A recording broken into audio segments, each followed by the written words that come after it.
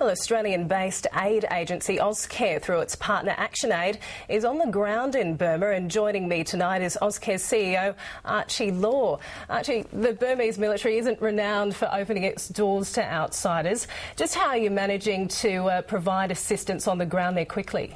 We're moving now. We've got assessment teams on the ground in Burma. We've started working with communities affected by this disaster, and we face the same problems everywhere we go, especially when you're faced with a disaster of this magnitude, which is the single biggest disaster we've seen since the tsunami.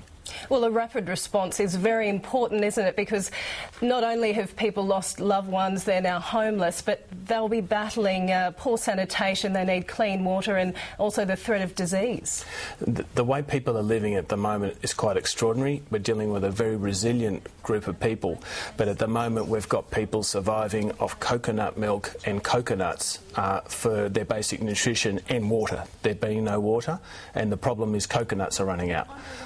So it's a very desperate situation, and that's the main focus of Austcare at the moment, is to prevent the loss of life or the further loss of life.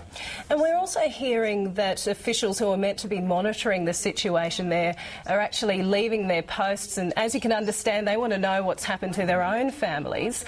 How do you think the junta is responding to this crisis? I think the junta's responded as best as it can to this crisis, and I think that situation where people are leaving their posts and checking to see the location and whereabouts of their families is a natural response in some ways, and something that we've seen in other places that have been hit by disasters of this magnitude. But I think that's where the government has obviously called for international assistance, because it's been completely overwhelmed by this disaster, as most governments would be. Archie Law, thanks for that insight and thanks for joining us. Thanks, Janice.